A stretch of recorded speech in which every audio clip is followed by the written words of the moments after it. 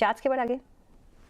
સો definitely ચાર્ટ્સના structure તો ઘણા positive છે. ઓવરઓલ મેટલ સેક્ટર પણ હવે આપણે જોઈએ તો લોઅર એન્ડથી સારું બાઇંગ આપણને બનતું જોવા મળ્યું છે અને છેલ્લા ઘણા સમયથી આઉટ પરફોર્મિંગ સેક્ટરની જેમ આપણને મેટલ કામ કરતું જોવા મળ્યું છે.